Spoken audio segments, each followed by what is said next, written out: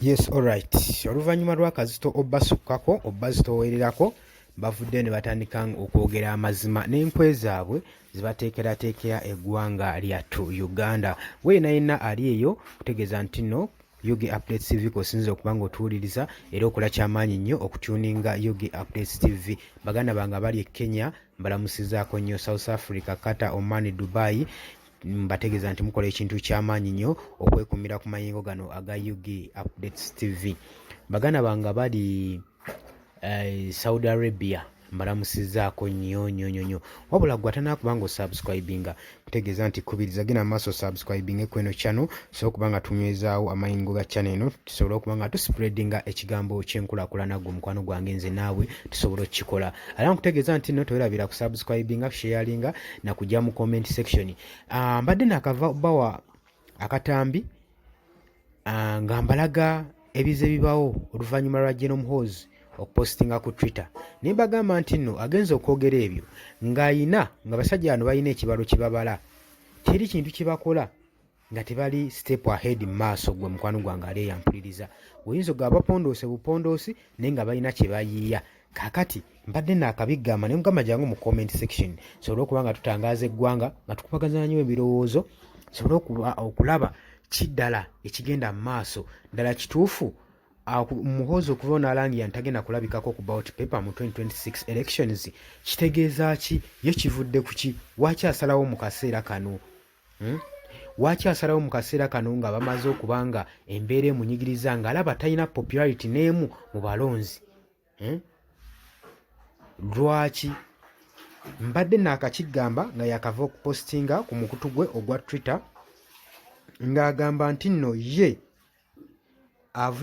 agamba nti nno ekyokubeera nga abeera mu bitiibwa by'obukulembeze si kyekintu Mukama kye yamuyitira okukola, wabula ye Mukama yamuyita kubeera muduumuzi w'amagye era agenda kuba addayo mu UPDF forces.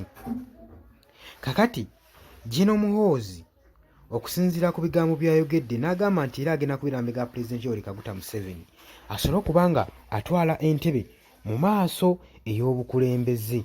Nejjukira entebe eno wabadde okusikangana omuguwa wakati w'abooluganda mu famire, mu first family. Kale tetumanyi buzibu bwawe bwavudde. Kaakati tubadde tukyali ku ebyo ng'amaze okulangirira ntagenda kwesimbawo mu kalulu ka 2026 elections nga awadde ensonga ze zaatugamba nti Mukama Katonda ye yamuyita afokasinge ku magye era ebyokubeera mu bitiibwa si ekintu kye. Ng'essaawa ntono nnyo zaakayitawo era avuddeyo n'apostinga n'agamba nti teri civilian n'omu ajja kufuga Uganda. Oluvannyuma lwa Pulezidenti Museveni ng'avuddeko, teri civilian n'omu ajja kufuga Uganda. Ensonga eno muganda wange agenza ogyogera nga yakava okwanawunsinga nti nno tagenda kwesimbawo ku ntebe. Nagambye njagala otunuulira ensonga zino wayinza okubeerayo ekintu ekiri emabega wa bino. Abasajja bano bagezi nnyo. Muhoozi wamala okubala bamala omumbalira nga akalulu tajja kayitirako ku ballot paper, asobola okusalawo kavaamu najja n'awamba buwambi buyinza. Kya nagambye tusanyukira nnyo nsonga ebezze nga tonnabala kikiddako. Always beera ng'oli step ahead kwabo bw'oba ovuganya nabo. Okukola statement eno ng'omaze okugamba nti nno nze ngenda kubeera nga nsigala nga nduumira amagye gange, ate mu ssaawa y'emu ng'ayisewo essaawa emu n'ovaayo n'ogamba nti teri civilian ajja kufuga Uganda eno oluvannyuma lwa Pulezidenti Museveni ng'avuddeko. Ne bamubuuza kati olwo baani abajja okufuga? N'atugamba nti security forces be bajja okuteekinga over obuyinza. N'agamba era omukulembeze anaddako n'atugamba nti era omukulembeze anaddako tugenda balaba nga mulimu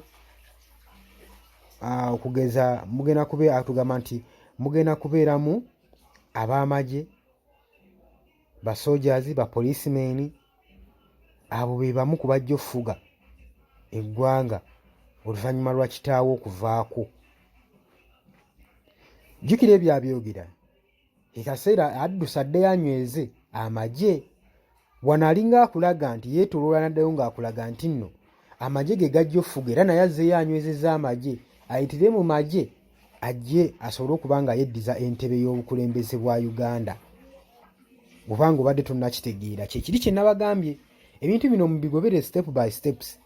Bw'abanga civilian tajja kufuga ggwanga lino Uganda n'ogamba nti nno magye na poliisi ge galina okufuga Uganda, gwe n'ovaayo n'olangira nti ogenda kwenyiga mu kalulu ka ballot paper, kitegeeza ogenda kuddayo onyweza amagye alinga akugamba nti agenda kuddayo yeetooloole. Engeri yokka ey'okutwala obukulembeze wano yo ng'oyise mu magye. Kati ekyo abasinga temukitegedde naye ng'ensonga weeti weeri.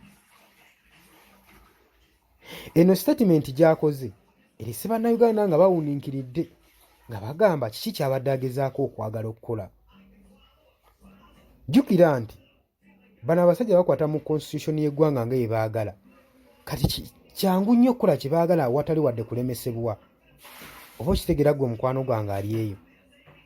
Kale muganda wange nja kusaba tubeere bulindaala, amaaso tugatunulize enkaliriza, tubeere vigilant ku buli kintu kyonna ekyokaalinga mu gavumenti so okuba nga tuprotectinga eggwanga lyaffe.